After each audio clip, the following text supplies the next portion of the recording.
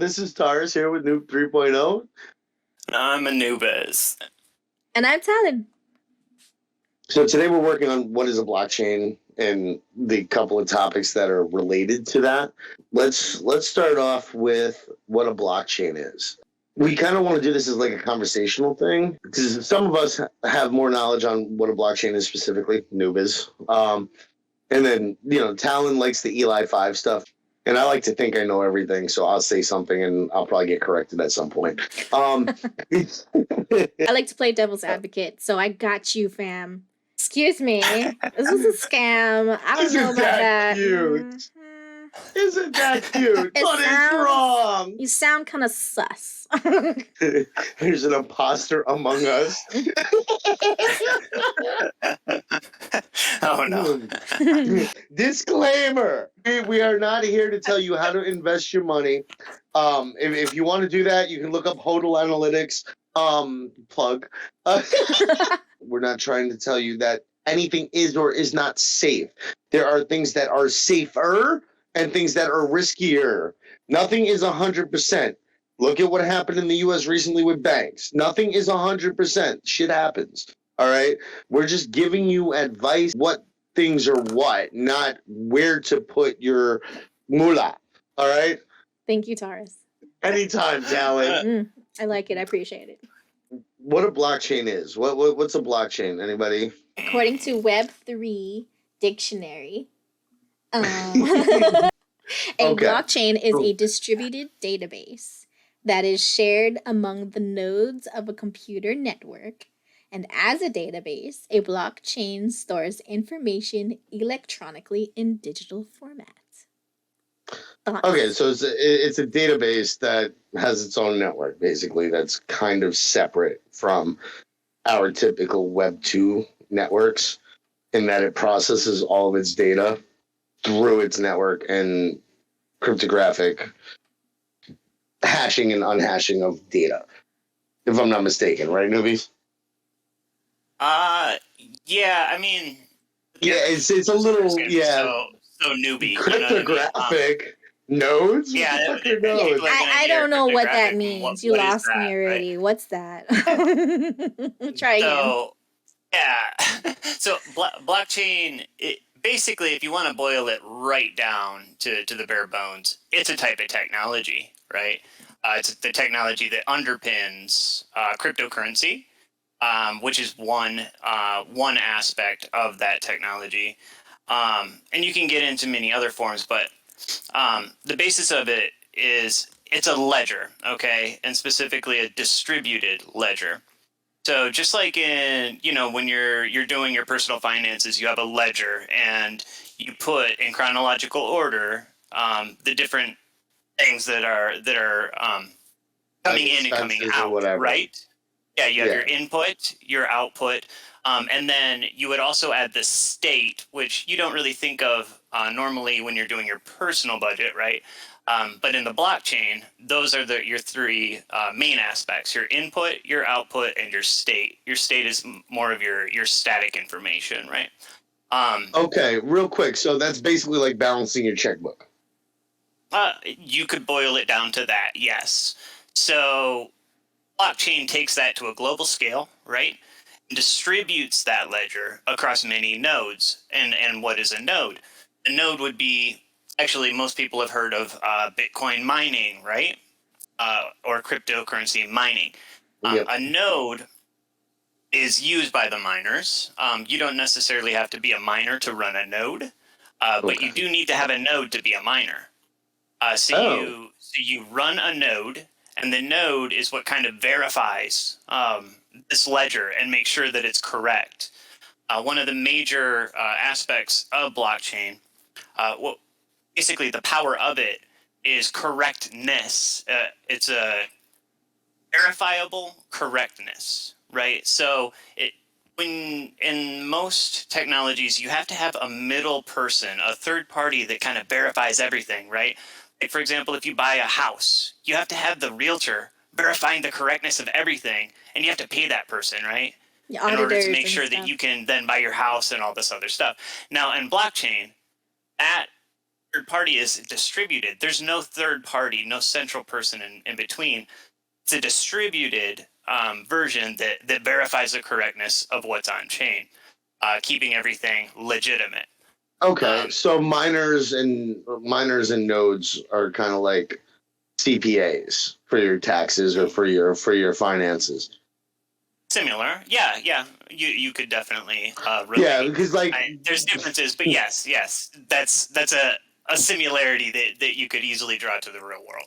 It's a robotic CPA. And then now miners specifically they're more of the people that kind of make an entry into the ledger, right?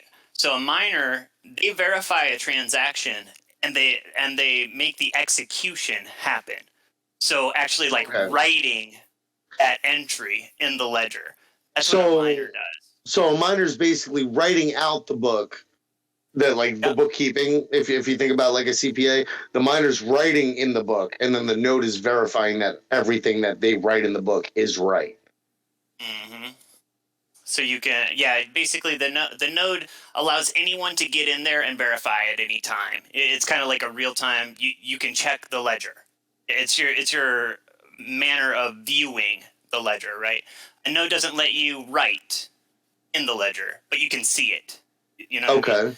The miner has the power of actually writing in it, and they compete in various ways. Like in Bitcoin, for example, the miners have to solve a complex mathematical problem to be awarded the block execution and therefore the rewards of mining that block. But when they mine that block, they're executing the current block and writing it into the ledger. For simplicity's sake, there's a lot of different ways that they compute how they pay out the rewards. With blockchain, we can talk about two aspects, which are the most popular. Sure. Which the first aspect is proof of work, which is one of the most common. And proof of work is basically where you prove that you solved that complex mathematical equation, and it shows that you did the work, and it puts the block on the chain, and you get the reward. And sometimes there'll be pools of miners, so they'll split the reward. But Ethereum works off of proof of stake, which it's sort of validation through nodes that are based on the amount of Ethereum. I think it's 32 ETH, NEWBS, that you stake in the ecosystem. I believe that threshold was actually lowered, but it's still quite a bit to start up. So if you hear us say proof of stake, proof of work, POW, POS, that's kind of just the terms that we're using to represent the way that they calculate rewards to the miners. So I wanted to touch on that before we really got into like cryptocurrency a little more and like utility and stuff like that, because that's kind of like the basis of it, and the basics are what we're trying to cover. So yeah. So what's a block? The block is just a block of data on the chain, and that's why it's called a blockchain. For those who don't know, it's blocks of data. The Genesis block is the first block, and then from there, that zero block, because in programming, everything starts at zero. So from there, zero, and it goes up to the next block, and the next block, and the next block, and each of those blocks of data, or each of those blocks in the chain, are blocks of data that a miner has written to the blockchain, and a node has verified that that is an actual valid transaction. Mm-hmm.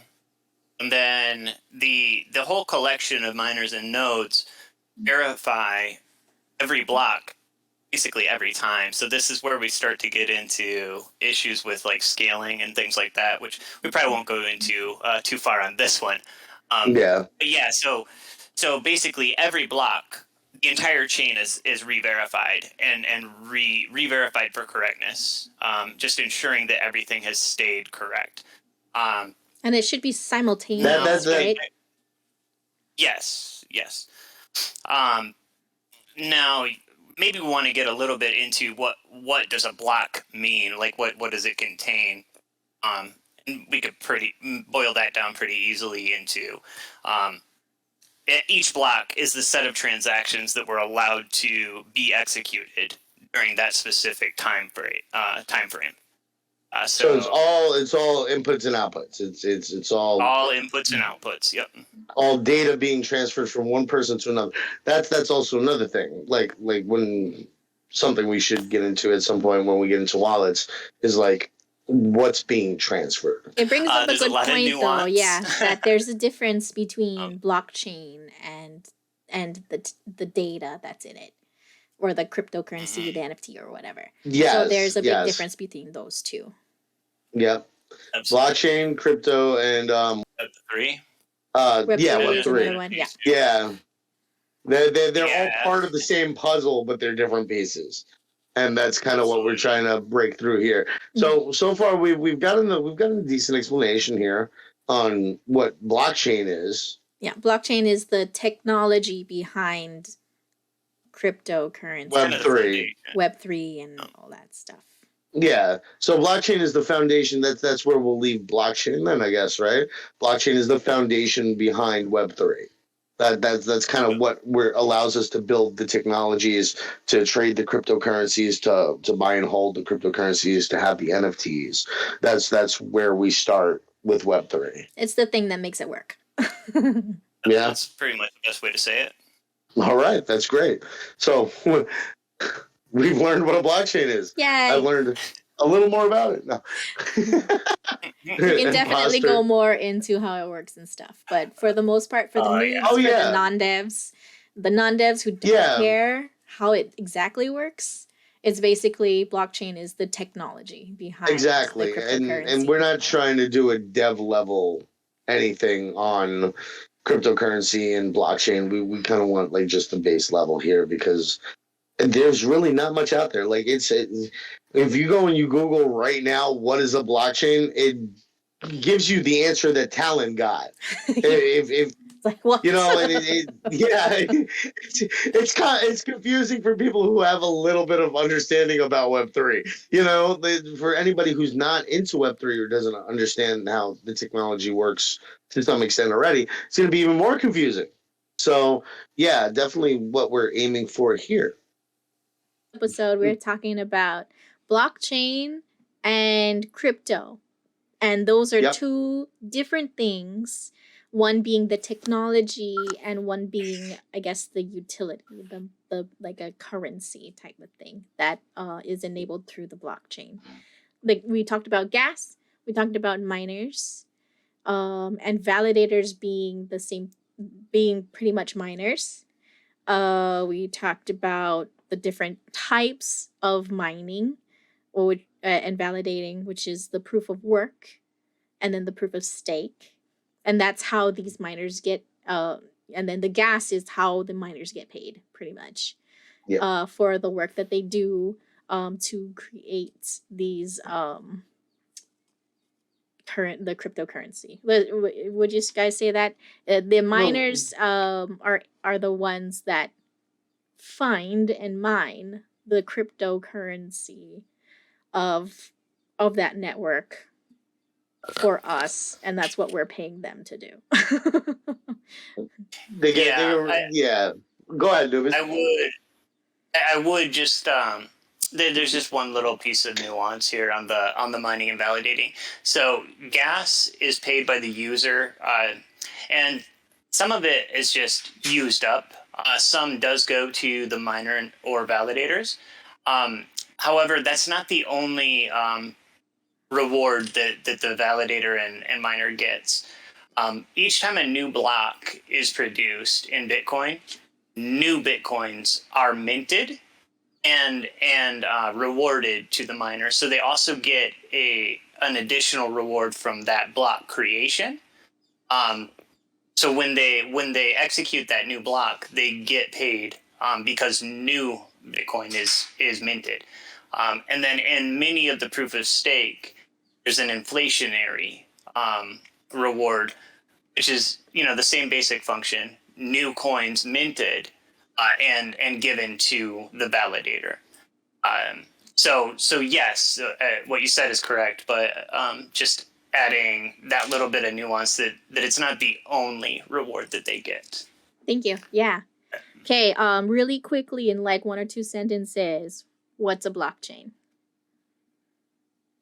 The underlying technology. Awesome. The underlying technology. The underlying technology. Okay. The underlying technology that allows us to build and incorporate aspects of Web3, I guess I would say. All right, cool. For me, I think I would say blockchain is the technology used behind crypto and Web3. All good. Yep. Yeah? All right, cool. Crypto. So crypto, what is that in one to two sentences? Go. NEWBS. All right. I'll do mine. So crypto is the financial aspect built on top of blockchain. Taurus? I kind of want to take a different approach with my answer. Sure. Like I kind of feel like crypto is sort of like a programmatic way to assign value and reward work done on a new ecosystem like Web3. You're going the very technical route. It's not really technical, because if you think about it, like in our society, we went from bartering, it's something that we assign value to, food for lodging or whatever, and now we've moved to coinage and currency, and now we're progressing to a digital token that allows us to assign value and trade for stuff. So like I that, kind of yeah. feel like it's like a progressive method that we've taken with society. So you would say value creation and transfer? Yeah. And I mean, that could be anything from actual currency denomination to bartering for goods, transfer of goods, like one thing to another. Like, yeah. I like it. Cool. Nice. What about you, Talon? I'd say the very Eli 5 is as much as I can. Cryptocurrency is digital money. Okay. All right. Yep. I mean, essentially it is. Specifically, cryptocurrencies is digital money. It can be, yeah. So then, if there's a difference between blockchain and crypto, what would you guys say is the difference between blockchain itself and crypto? I'll take a shot at this one. All right. So cryptocurrency is basically the reward for processing the blocks on the chain. It's a token that you can speculatively trade, use to make purchases on the blockchain or on a payment recipient that accepts the currency as a payment method. Like Musk was talking about receiving Bitcoin at one point for Teslas. So that would be a use case for cryptocurrency. If you buy a Bored Ape Yacht Club on Ethereum, you would be getting an NFT on. You lost me on Bored Ape. It lost you on Bored Ape? Sorry, I don't know what that is. It's a Bored Ape. What? Are we going to the zoo or? We're gonna go there. It is an NFT that is sold by Yuga Labs on the Ethereum network. NFT. And we will NFTs as we go. All right, we'll get more into that later. Okay. Okay, thank you. So crypto. Well, once again, I'm just going to try and boil it right down to the bare bones, not get too technical. So basically, crypto is short for cryptocurrency. Okay, so just that name alone implies a financial function, right? Now, currency might be a little bit of a misnomer, but there is a financial aspect to crypto. Currency most might tokens, be too expansive for it, I think, right? Like, yeah, it's because currency. When you hear the word currency, you think dollar bills or pesos or whatever your local currency is. In this case, it's kind of a weird blend between money and stocks, where buying the token gives you a part of whatever application or technology that it applies to. Take the one of the most famous, the number 2 crypto out there, underneath Bitcoin is Ethereum, right? So Ethereum, the crypto behind it is ETH or ETH. The token is valuable because people want it, not only to own part of the Ethereum network. Holding it gives them certain power to, influence different things, or run validator, otherwise known as kind of mining, but also using it to pay for things. If you want to use the blockchain Ethereum to build something on top of that blockchain, you have to have ETH to pay for the computation or whatever execution your application is going to provide. It's called gas. So you have to pay for the computation that you're taking up on that blockchain, or basically pay to put those entries in the ledger, right? So the currency, you are using it as a currency in a sense of you're paying for the service of using Ethereum, or that network. Now there's thousands of them, and each one has a different, somewhat aspect. Some of them are literally no utility whatsoever. Those are what we call meme coins. Doge. Doji is one that's pretty famous. Hold on, I got lost. Come on, noobs know what Doge is. Get out of here. Yeah, everyone should pretty much know. Wait. Why is there more than one cryptocurrency? That's actually a good question. Because I've only heard of Bitcoin. Now you're telling me there's Ethereum? What's going on here? That is a great question. Yeah. And actually, it's actually one of the foundational reasons for the technology itself. And just to put it bluntly, because it can. Nice. Because you see, like, people can do it, so they will. So the cool thing about blockchain, and actually the entire ethos of what Web3, blockchain, and crypto is all about, is permissionless ability to function without intermediaries. So anyone that wants to build something new can do that. They can spin up a whole new chain. They can power it with their new token. It may or may not work, but they're allowed to try, right? There's no gatekeeper. There's no barrier, yeah. You have to do this on Bitcoin, or else. And this is where we get into Web3. Yeah. Well, this also brings up why we have things like meme coins and doggy coin, because doggy and scam coins and scam coins. but doggy coin was supposed to be a crap, shit coin. It wasn't supposed to explode. Elon was just fucking around, right? Elon didn't make Doge. Okay. Elon he popularized it to explode. Elon caused it to explode. The original creators of Dogecoin did not expect anything to happen with it, and that's why it was considered a meme coin. They were actually anti-cryptocurrency. And they said, like that. Screw this. I'm just going to create a coin, and, you guys can spend all your money on it, and I don't care, And then it blew up, and now they're like, oh, well, now we want to build shit on Web3. Now they're capitalizing on it.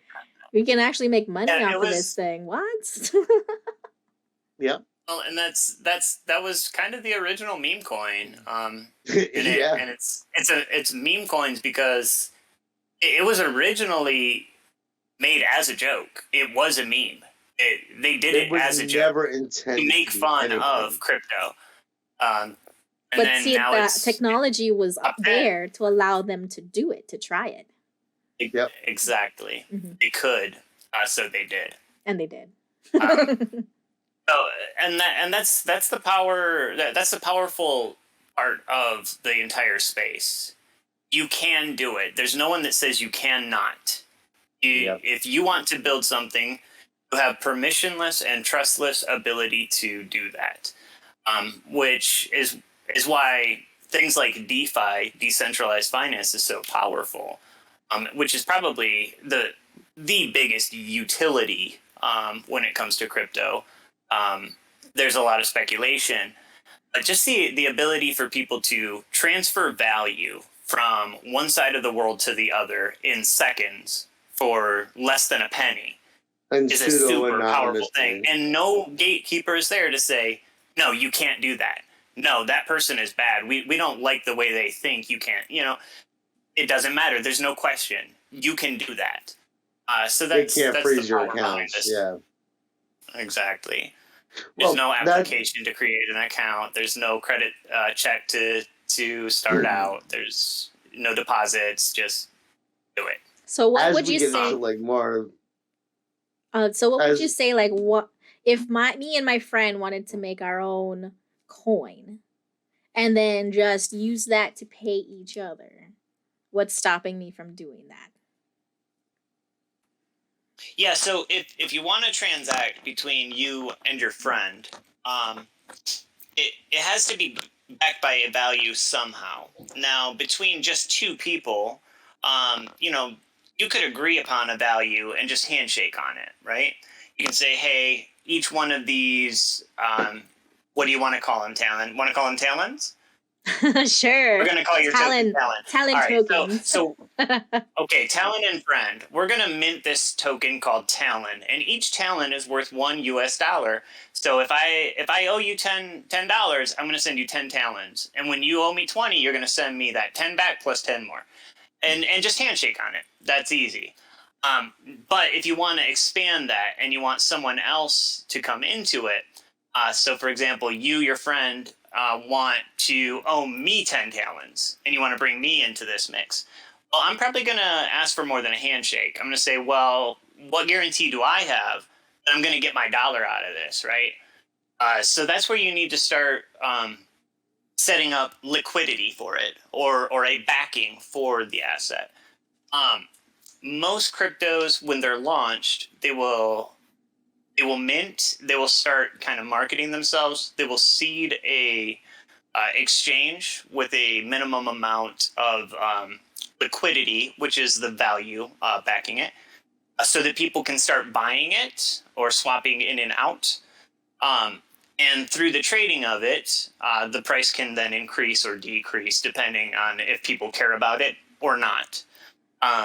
Which we could, we could go a whole episode into those mechanics. But that's the basics of it. There has to be a value for people to draw on in order to have a guarantee that there's an actual value there. Even like Doji, when it was first minted, there was no value. It was fractions of a penny. I think the first time I bought Doji, you actually bought it was I did. I bought it in 2019, I think. I believe it was 0.00007 when I first bought it. And then when I sold it, I think it was around 60 cents. So I did really good on that trade. But it wasn't until, over a year later that I was able to realize the actual value. But that was a speculative asset. It wasn't me and a friend saying, hey, this is 1-to-1, right? The better way to do that would be something like a stable coin. One of the most common currencies, cryptos, is what's called a stable coin. So US dollar coin, USDC, for example.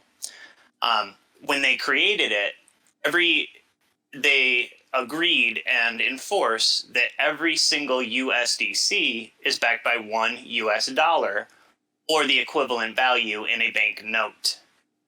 So there's an actual bank account with dollars or the value of those dollars backing each one of those tokens.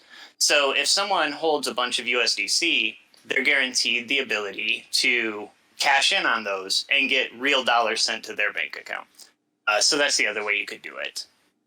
Awesome. There was a lot going on in that one. So I want to just kind of recap So in order for this cryptocurrency, which you mentioned there's different types, the cryptocurrencies, there's the stable coin, which is backed 1-to-1 by I guess traditional monies. Well, that depends. Some of them are There's not backed by specifically U.S. dollars. Some of them, I think there was one that was backing by gold. There was there's one that, several. yeah. So like, there aren't, not all of them. Something to keep in mind for those who may buy them. They're not all backed by. But Right. similar dollars. to That's how a the whole US nother dollar is category backed by we can gold, dive into. for example. Well, it was, but it's not. Right, but for the sake of simplified, there is like that category. You can go down that rabbit hole for days because there's tons of different versions. There's algorithmic ones. However, the vast majority are backed by something because Yes. there's an actual real world asset that backs it. And there are some that don't. But that, just to keep it simple, that's the basis for those. This brings up a good point because we've seen, and I know everyone's heard of this, we've seen crypto, specifically Bitcoin, soar, right? And then we've seen it drop. And that's the validity that you were mentioning earlier. Could you guys talk to me about, like, okay, I hear crypto's a scam, and that it's not useful because everybody went in and invested in it and then lost all their money. Can you guys talk to me about that? Can I say something about this? Yeah, go ahead, because I might. 2008, 2009 in the U.S., we had the big real estate boom. We had all those wonderful things going up. We had the tech boom in 2000 and 1999, and all the tech stocks went up. I don't know if everybody's following here from then. I don't know if everybody's as old as I am. But back then, in Y2K, when, friggin' everybody was investing in tech stocks, everybody was investing in real estate. You invested in the stocks and they took off and then they popped. Like they go through cycles where, and that's something that people weren't really seeing. Like it goes through cycles where you invest, the investments go up, and then you get out. And the people who invested a lot of money get out and they make a lot of money. And if you don't make your money, you tend to lose your money because it'll come back down, So it's not so much a scam. It's more like a market cycle. And that's where we talk about, like, cryptocurrency tends to relate a lot to stocks because it's a one big market. It's just like it's almost exactly like the stock market. There's trends, there's all sorts of technical stuff that you can really get into to try to track it and monitor it and time it. And then there's people who... Yeah. Dividends are another thing, sort of like stocks. I don't know if you've never traded stocks before. Dividends are something where you get a little bit of a payout every quarter or whatever from holding a stock. And we have in the Web3, in cryptocurrency, in the market there, tokens that are similar where you invest, you stake it, and you hold it, and you get little bits of payouts here and there from them. But if the stock fails, then you lose your money. If the crypto fails, you lose your money. If the company goes bankrupt, the stock's gone. You're screwed. If the company behind the cryptocurrency explodes, I'm going to say it. I'm not sure if everybody knows about it, but Google Terra Luna. All right. I see talent itching to say it. I don't know what that is. Sam who? Google Terra Luna. They had a major issue on the market. It blew up, and I still say it was staged. But yeah, conspiracy theories. BlackRock. Let's not go there. Not for this one. Defunded. It was a really We're trying to teach them this isn't a scam. And before we started. Okay, I'm gonna have to edit out this bit. You better not. Oh my god. Try again from the beginning. To say that it was a dark day in history for cryptocurrency. Yeah. That's for sure. It Can you hurt a guys lot, elaborate but on that real quick? If this is an important point that you're trying to come across right here. yeah, because this is something that does happen in the market. This is something that's happened in the stock market too, though. No, with coordinated like hostile takeovers of companies and attacks on specific stocks based on competitors. No. Yeah. So basically, let me try and just kind of sum it all up. Go for it. Is it a scam? No, it's not a scam. Just like any technology, there's good and there's bad. So what are you doing with it? Is there scams in the space? Absolutely, tons of them, tons of them, and mostly because it's a new frontier. So it's largely misunderstood. Unregulated. And it's easy pickings. It's low hanging fruit for scams to flourish, right? And that was exactly the same story in the .com bubble, which Terrace mentioned back in the early 2000s, when the internet was still new and .com was brand new. Everybody and their mother was making a new .com. Everyone wanted to make a new website, and it was going to A be the new new big thing. browser. Yes, yes. And so tons of them were scams because it was something new and easy to exploit. The technology of the internet was not a scam. We use it in everything, everything to do with our lives in this day and age. Now, as far as like the volatility, Helen mentioned the value. It goes way up and it goes way down. That comes down to financial markets, and that's every single financial market. It's the stock market, it's the foreign exchange, currency markets, anything where people can invest in a thing and speculate on it. There's going to be what's called volatility, which is where the price goes up, becomes overvalued, and then it goes down and becomes undervalued. And that's just the process of a market finding an equilibrium to fairly value whatever that asset is. Yeah. And so when you get a brand new technology like crypto, it's very speculative. It hasn't been fairly priced yet. So, in the big booms, it goes way, way up, and it becomes overvalued. So eventually that's gotta, what goes up must come down. It's gotta correct, and it comes down. But in financial markets, the tendency is to overcorrect. So it comes down to an overvalued point. And the truth is somewhere in the middle. Which, if you want to get more information on that, you would want to start maybe researching financial markets. But that's the basis of it. Now, and just to mention, this last cycle, just the example of Bitcoin, it hit almost $70,000 per one Bitcoin, right? I think the very top was 69,500.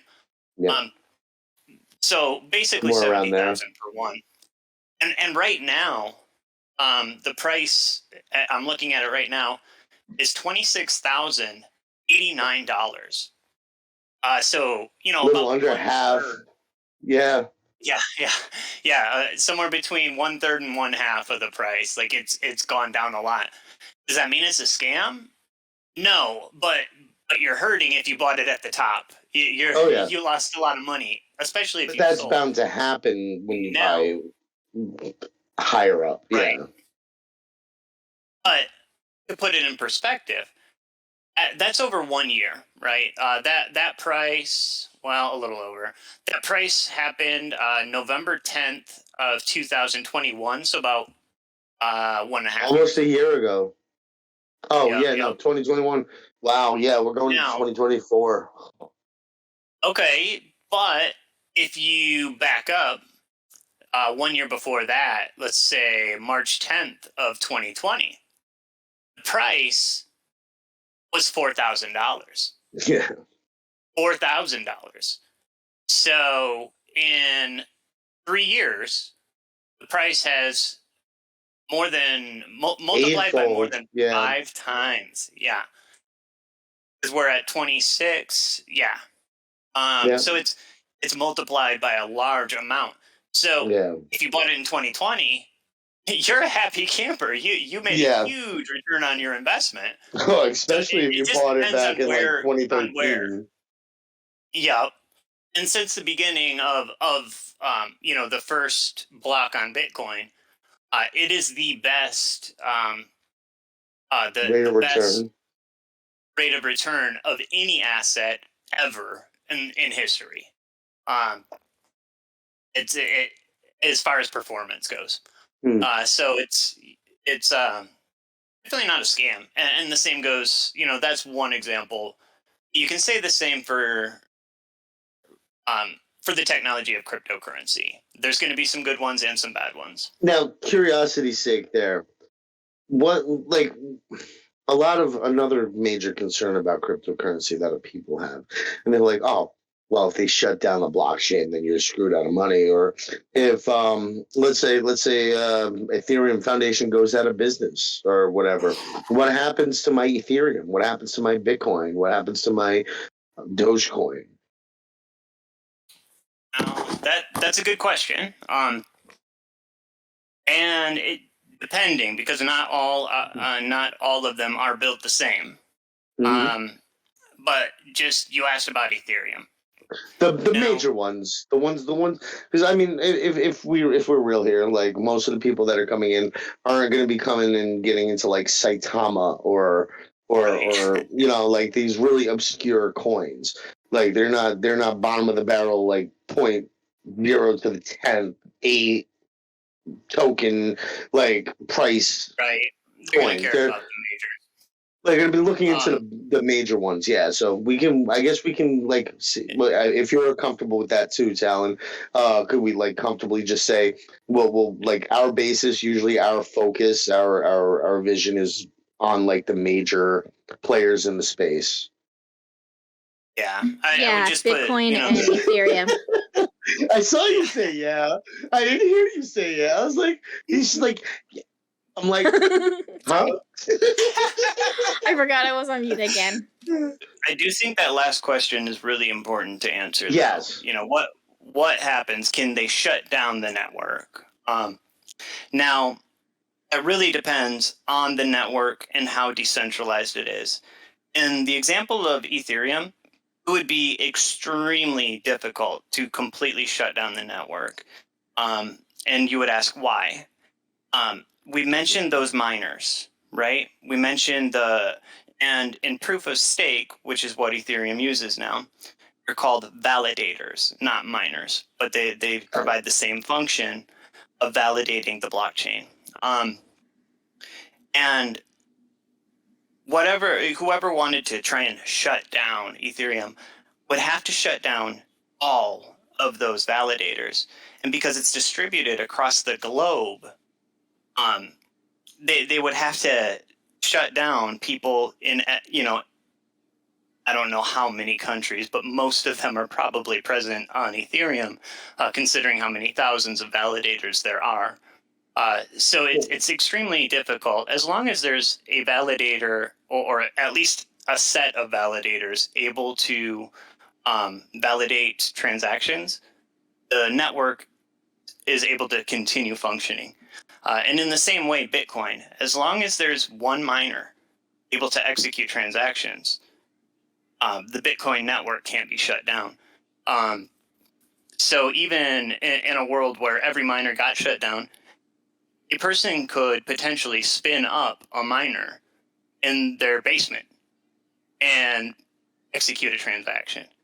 It Now, could reignite it, if that makes sense. yeah, it does. It just brings up a couple questions. For some people, they might sit there and say, "Oh well, but isn't everything hosted on like Amazon Web Services now? Isn't everything like what happens if like because China banned cryptocurrency for a bit there? Like you have places like India banned cryptocurrency, I think, or certain cryptocurrencies for a while. I mean, yeah, people VPN in, Very but at good that point. point, it becomes illegal. Where you live, and that becomes a hard topic for some people to, because now my money's in a place and I can't access it legally, and I'm not the type of person that feels comfortable circumventing methods that, you know what I'm saying? Like, well, this is another disclaimer. We're not suggesting that you circumvent your local regulations and shit by using any sort of method, whether it's a VPN, whatever, you know, Tor browser. I don't like. I'm not a hacker. I don't know. Like, I'm just saying. Like, Right, you know, we don't recommend. Sorry, what was that. that list again? No, I'm just joking. Yeah. Right. No, those are all good, valid points. And when it comes down to local government, you know, there's not much the global community can do about that. There's things you can do about that. When it comes to your local government, you can get active in your political circles and advocate, right? You mentioned China, though. A pretty interesting tidbit on China. When China banned cryptocurrency, the volume of crypto transactions actually multiplied. Increased, yeah.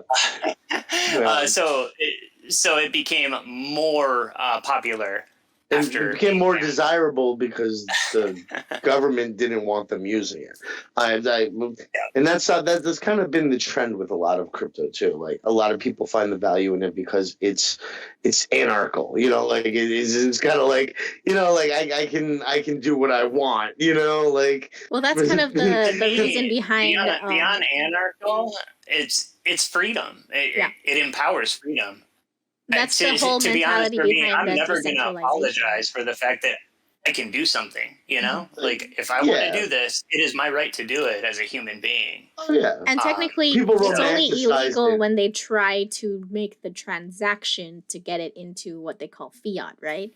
You can have your account, or how far did they go? Like, because could they buy a ledger and just be on the exchanges as long as they're not transferring it back to yen or however? Well, China did try to ban even just the use. So even owning, and like, if you owned it, you were, you know, by legal standard, unable to send it anywhere. It just, you know, had to sit there and die. You already owned it. There's nothing you can do about that. But if you were to try and transact with it, that action was technically illegal. At the end of the day, though, many of the people didn't care, because at the end of the day, they didn't need permission. It was permissionless. So, yeah, if they were caught, yeah, they would have had legal issues. But at the end of the day, those legal entities couldn't do anything about it. At least until they're able to, you know, track them down physically, and you know, we don't necessarily need to get into all that, but the fact is, it's hard to actually stop the transaction itself. There's always a workaround. I mean, there is that elephant in the room, if we want to be honest about it, about the biggest use case before it popularized. You know, drugs. It's the dumbest thing ever, too, because, you know, at the end of the day, and so it's really hard to stop the transaction from happening, but it's also really hard to hide the transaction from happening. So there is a narrative that, only criminals would care about cryptocurrency. To be honest, if you're trying to launder money or you know, purchase illegal substances with crypto, you're an idiot. Like, just put it point blank, you're an idiot, because it is a public distributed ledger. At some point, someone will be able to track you down. You will be caught. Like, it's not even a question. It will happen. People do pot in the U.S. mail now, dude. Like, people do a lot of dumb shit. Like, but you can try.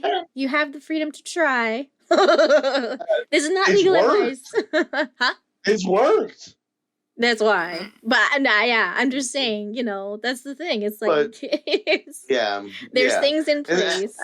That's the beauty of it, you know, the blockchain. It's all, they call it trustless because you don't have to trust it. You know, and You that can verify it. yeah, you can verify. Yeah. And that was another thing. Shit, I lost my train of thought. I'm sorry. That was probably my bad. No, it's Don't old trust me. man brain. It's old man brain. Was it about criminals? My Activity? note, yeah, it was something about criminal activity, but Okay. my note isn't processing properly. See, that's right why now. I have a notebook. You need a like a sticky. That's I have a great. notepad. I've got two monitors. Like, that's why you like see me looking over here. I'm looking at you guys here, and then I'm looking at the camera up here, and then I got the notepad over here, and I got another Discord window open over here, so that I can, Okay, you know. I don't know then. My brain just doesn't work. But oh yeah, that's what I was gonna say. That's one of the difficult aspects of it too, because even as somebody who's legally using it, I have a hard time on ramping fiat. I mean, in other words, getting fiat currency into areas like, unless I use like an exchange, which we'll go into later on with Web3 and like the connections between all the different parts. But like putting money onto the network so that you can transact with it and trade it into cryptocurrency, and taking the money out or changing the cryptocurrency back into actual like dollars or pesos or whatever, that can be very difficult. It's still That's a difficult lot for of the me. barrier. I hate doing that. Yeah, especially when it comes to locales and regions where it's a little more restricted.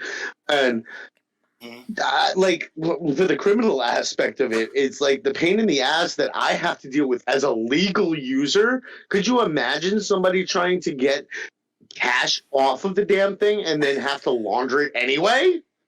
You know, like this that's brings crazy. up a good point, because I think it was that big businessman Kevin, what's his name? From Art Shark Tank. Stacy?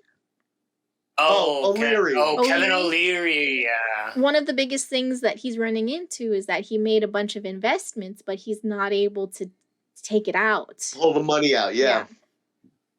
Yeah. You have to have a friendly bank that'll work with you on that, especially on a business end, because a lot of business banks don't support cryptocurrency or transactions from a location that's crypto based.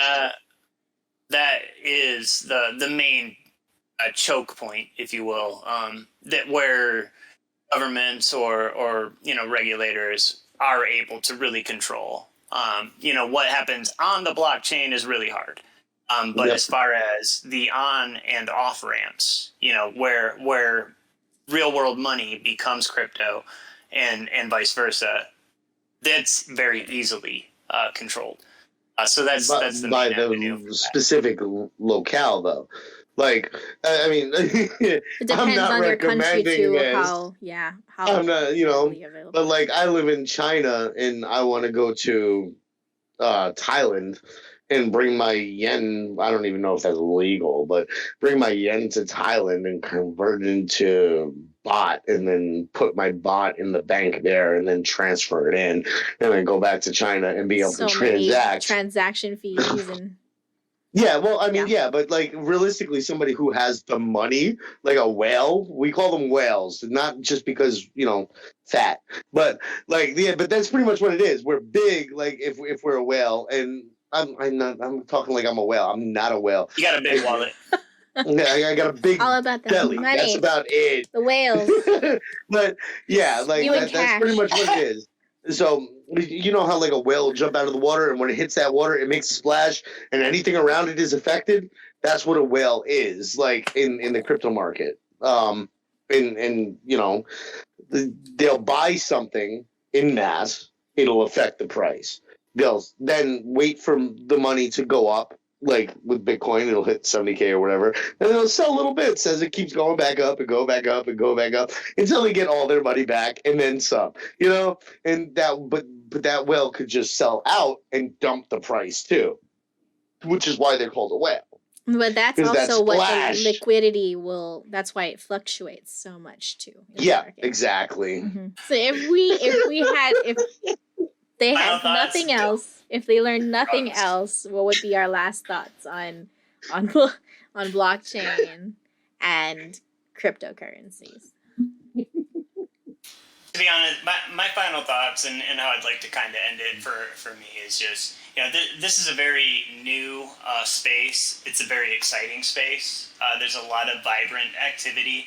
I think the main thing is to continue learning, day by day.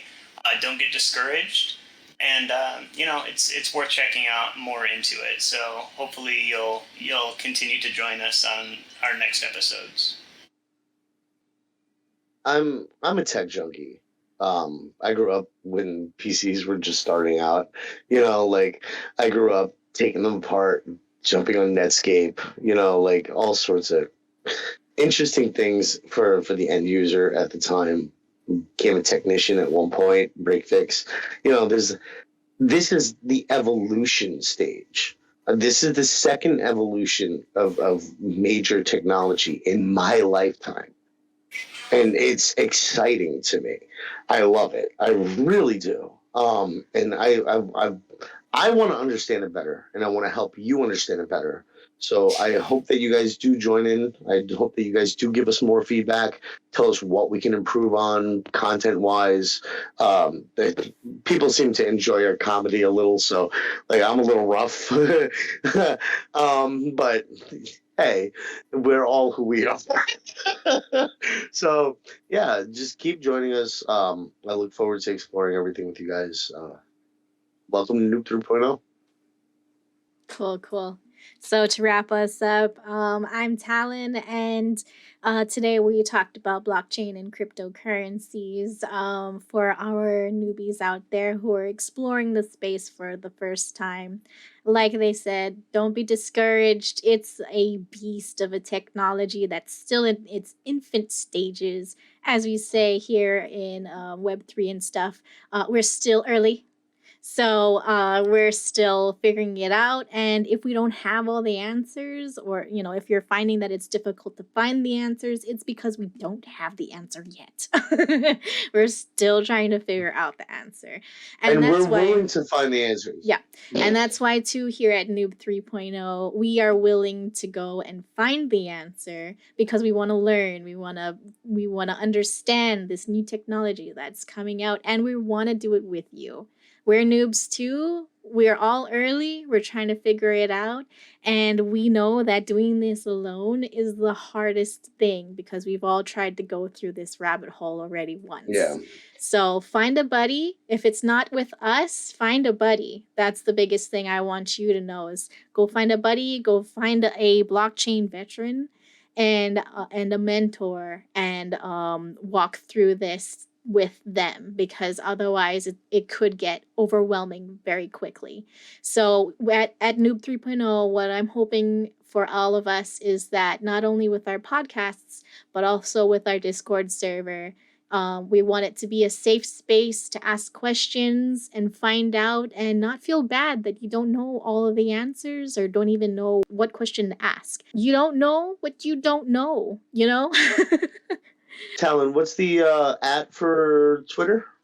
For our Noob 3.0, it's at noob3_0. Okay. So yeah, you can check us out there at noob3_0 on Twitter. You can check us out at the Discord, which our Twitter will have the Discord link there. And we have a YouTube, and we're going to be pushing out audio to Anchor, I believe, on Spotify at some point. So, but yeah, this is our first episode on what is blockchain and cryptocurrency, and we'll be getting back to you with the Web3 portion of it because we've run out of time. Yeah, sorry. So much information. Her baby's going to turn the living room into a jungle gym if we don't hurry up. Oh. But yeah, leave us a comment. Be sure to like, subscribe, and leave a comment down in the sections below on what you enjoyed, what sucked, or what you want to see next time. So this is our third wrap up. We gotta wrap it up. Sorry. Yeah, it's fun, guys. Wrap it before you I'm not going to say that. Hey. What are you doing now? Where are you going with this? On that note, it's been a great episode, everybody.